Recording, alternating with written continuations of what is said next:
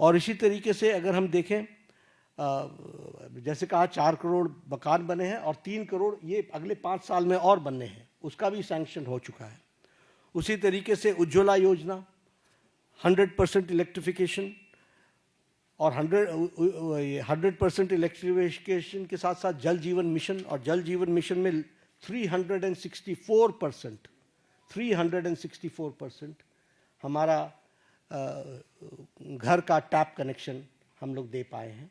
इस तरीके से काम हुआ है। प्रधानमंत्री किसान सम्मान निधि में किसानों को मेन स्ट्रीमिंग की गई है। प्रधानमंत्री फसल बीमा योजना में उसमें भी मेन स्ट्रीमिंग की गई है। और जैसा मैंने कहा कि 100% इलेक्ट्रिफिकेशन में सौभाग्य योजना हो, चाहे उज्ज्वला योजना उजाला योजना हो, इन सारी योजनाओं के माध्यम से सारे कामों को आगे बढ़ाया गया है। जीवन for the insurance, may it be for accident और may it be term life insurance, इसको भी लगभग 40 crore people have been covered in this. आज 40 करोड़ से ज़्यादा लोग इसमें कवर हुए हैं। और ये कौन लोग हैं? जो लोग अफोर्ड नहीं कर सकते थे, जो marginal section of the society थी। और जैसा मैंने कहा कि पब्लिक पार्टिसिपेशन, इस पर विशेष बल दिया गया। एक उदाहरण मैंने कोरोना का आपको दिया। कोरोना भारत सरकार के साथ साथ जनता ने लड़ा है, बाकी सब जगहों पर नहीं लड़ा है। बाकी सब जगहों पर स्ट्राइक्स हुई हैं। They have rejected the initiatives taken by government. Vaccination का भी हो, चाहे लॉकडाउन का भी हो, हर एक मामले में उनको विरोध हुआ है। लेकिन यहाँ पर पीपल्स पार्टिसिपेशन, पीपल को साथ लेकर के चले। और अगर मैं बात करूँ तो डीमोनेटाइजेशन की, मुझे याद है उस समय हमारे राजनीतिक दल लाभ उठाने के लिए किस तरीके से जनता को उकसा रहे थे।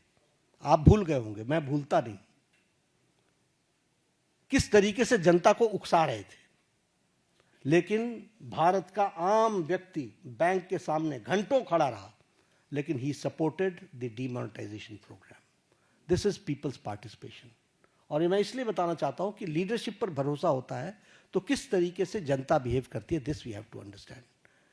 अगर मैं बात करूं न्यू एजुकेशन पॉलिसी की, यही देश है जहां एजुकेशन पॉलिसी को लेकर एजुकेशन की मिनिस्टर्स की कॉन्फ्रेंस एक साथ नहीं हो पाती थी।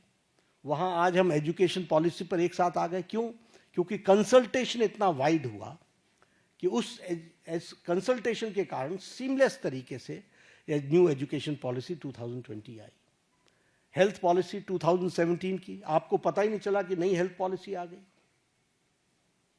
आपको इसलिए नहीं पता चला क्योंकि कोई झगड़ा नहीं हुआ, कोई इशू क्रिएट नहीं हुआ, कोई ऐसी चीज नहीं आई। और कंसल्टेशन इतनी वाइड हुई और इतनी होलिस्टिक अप्रोच में हुई कि वह सब भी आप लोगों ने देखा है। स्वच्छ भारत अभियान, आपके ही आंकड़े बताते हैं कि one of the most successful programme. सिर्फ टॉयलेट्स बनाना ही नहीं, लेकिन हेल्थ के इंडिकेटर से भी ले तो हमको स्वच्छ भारत अभियान का सीधा सीधा फायदा दिखता हुआ नजर आता है। जब हम देखते हैं कि हमारे बच्चों के जो उनको जो प्रॉब्लम्स होती थी उसमें डिक्लाइन आ गया है, तो ये सारी बातें हमको जनता के सपोर्ट से मिली हैं। जब मैं ट्रांसपेरेंट गवर्नमेंट की बात करता हूं तो आपने देखा होगा डीबीटी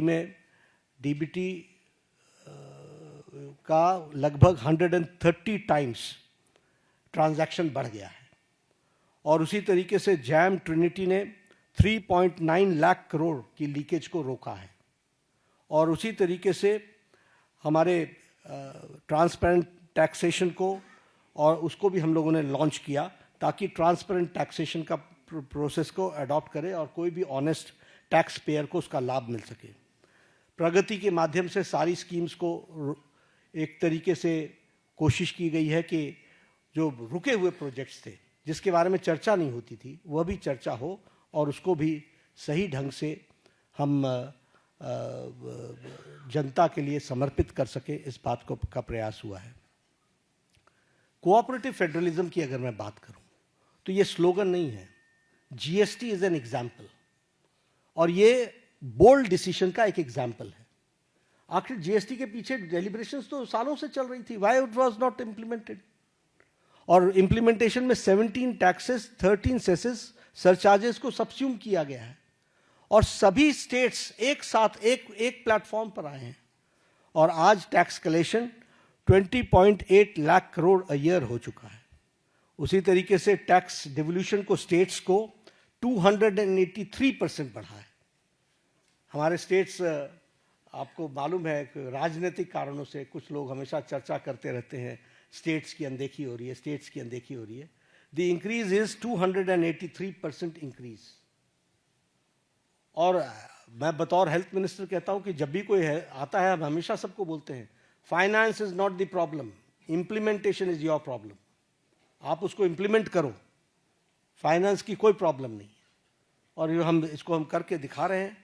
उसी तरीके से हमारी नीति आयोग की रेगुलर मीटिंग्स होना, चीफ मिनिस्टर्स का पार्टिसिपेट करना, कोरोना के दौरान 11 फॉर्मल मीटिंग्स हुई।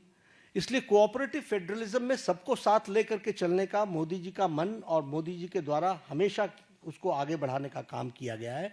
और स्टेट्स को, और प्रधानमंत्री जी ने तो कई बार कहा है कि अगर देश को आगे बढ़ाना है तो हमको प्रदेशों को आगे बढ़ाना पड़ेगा।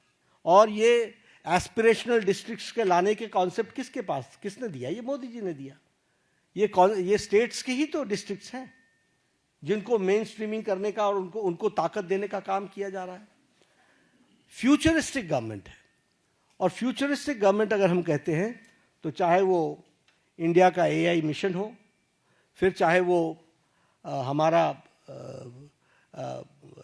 स्कीम्स को आगे बढ़ाने का हो, चंद्रयान 3 हो, आदित्य L1 हो, या फिर गंगायान मिशन हो, ये सब देश को फ्यूचरिस्टिक दृष्टि से कैसे देख रहे हैं उसका एक जीता जागता तस्वीर है। और फ्यूचरिस्टिक गवर्नमेंट का सबसे बड़ा एग्जाम्पल है विकसित भारत की कल्पना को साकार करना। उसके लिए हम कटिबद्ध हैं, उसको हम आगे बढ़ा रहे हैं।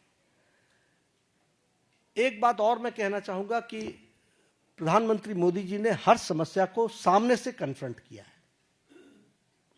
He has confronted from the front, कभी इधर उधर की बात नहीं की है। और आज मैं इसकी चर्चा जरूर करना चाहूंगा और आपको याद दिलाना चाहूंगा। एग्जाम्पल्स मेरे पास बहुत है, लेकिन जब उरी की घटना घटी तो प्रधानमंत्री जी ने अपने भाषण में कहा था इसका जवाब दिया जाएगा। For the first time a prime minister ने अपने दुश्मन को सीधा सीधा संकेत किया। यह पहली बार किसी प्रधानमंत्री ने किया। आप सब लोग इंटरनेशनल पॉलिटिक्स को समझते हैं, इसके वाक्य का अर्थ समझना चाहिए। और उसके बाद सर्जिकल स्ट्राइक हुआ। जब पुलवामा की घटना घटी तो आप शब्द याद कीजिए, प्रधानमंत्री जी ने कहा था कि तुमने बहुत बड़ी गलती कर दी है, इसका खमियाजा तुमको भुगतना पड़ेगा। और उसके बाद बालाकोट का एयर स्ट्राइक हुआ। इस बार बिहार में पटना में, सिवान था शायद, मधुबनी में उन्होंने क्या कहा? उन्होंने कहा कि तुम्हें कल्पना से भी बाहर जवाब दिया जाएगा। और आपको मालूम है कि उनके ठिकाने, टेररिस्टों के ठिकाने और उनके एयरबेस सारे के सारे ध्वस्त कर दिए गए, बियॉन्ड उनकी कल्पना से। तो और ये न्यू नॉर्मल बन गया है। This is the new normal. प्रधानमंत्री जी ने इस कन्फ्रंट करते हुए सामने से कहा है, एक स्पष्ट रूप में कहा है कि कोई भी टेररिस्ट घटना को एक्ट ऑफ वॉर समझा जाएगा। और साफ कहा है कि ये न्यूक्लियर वॉर की गीदड़ भभकी बंद करो। और साफ कहा है कि टेररिस्ट और टेररिस्ट को संरक्षण देने वाले में अंतर नहीं समझा जाएगा। तो हमें समझना चाहिए कि हम, चाहे वो कोरोना की घटना हो, चाहे वो टेररिज्म की घटना हो, किसी भी घटना को कन्फ्रंट इस सरकार ने पिछले 11 सालों में सामने से किया है और उसका मुंहतोड़ जवाब दिया है।